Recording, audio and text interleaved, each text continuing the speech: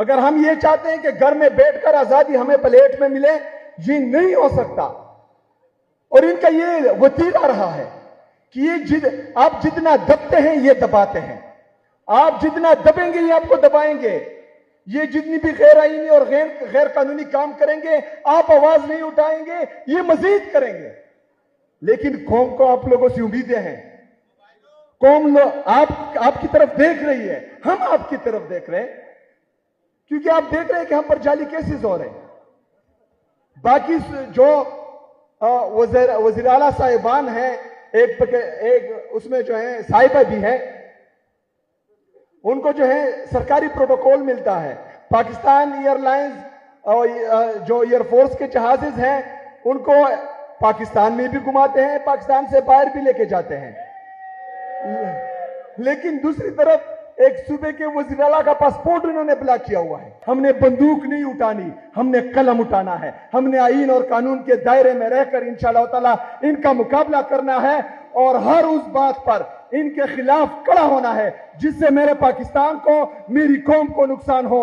انشاءاللہ تعالی آپ مجھے ان کے سامنے دیکھیں گے انشاءاللہ تعالی۔ قوم کا نوجوان، پاکستان کا نوجوان ملک چھوڑ کر بھاگ رہا ہے۔ اگر آج آپ ان ایمبیسیز کے دروازے کھول دیں پاکستانیوں کے لیے، تو آپ کا 80 سے 90% نوجوان جو ہے وہ پاکستان چھوڑ کر بھاگ جائے گا، کیونکہ یہاں پر روزگار کے مواقع نہیں ہیں۔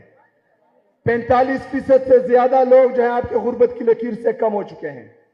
7.1% تک آپ کی بے روزگاری بڑھ گئی ہے، 7.1% تک۔ آپ کے اندرونی اور بیرونی قرضے 80,000 ارب ہو چکے ہیں۔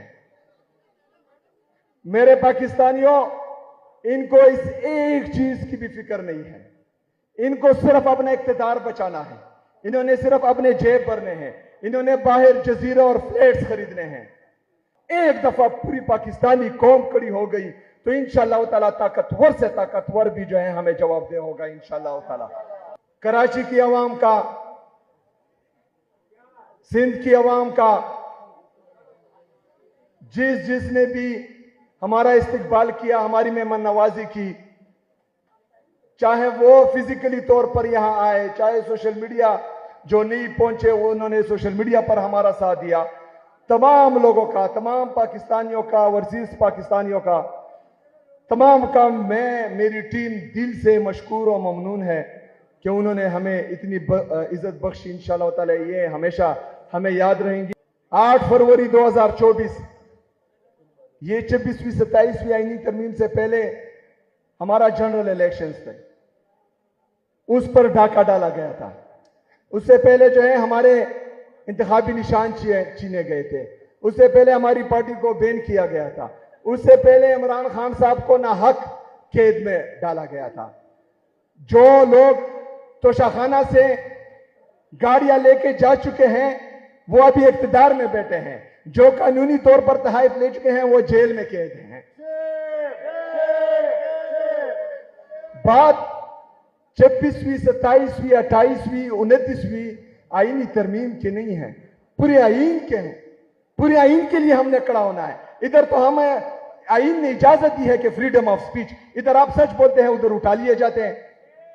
ادھر ہمیں آئین نے اجازت دی ہے کہ رائٹ ٹو اسمبل، ہم کہیں بھی جلسہ کر سکتے ہیں، لیکن ادھر ہم جلسہ اناؤنس کرتے ہیں، ادھر جو ہے ایک وزیر اعلیٰ کے راستے بند کر دیے جاتے ہیں، اس کو روڈ پر بلاک کر دیا جاتا ہے، رات کی تاریکی میں سنسان سڑکوں پر اکیلا چھوڑ دیا جاتا ہے، دہشت گردوں کے راہوں کرم پر چھوڑ دیا جاتا ہے۔ تو ہم نے پورے آئین کی بات کرنی ہے، اور انشاءاللہ تعالی مجھے امید ہے کہ ہم سب کی مدد سے آئین کی بالادستی اور قانون کی حکمرانی آئے گی انشاءاللہ تعالی۔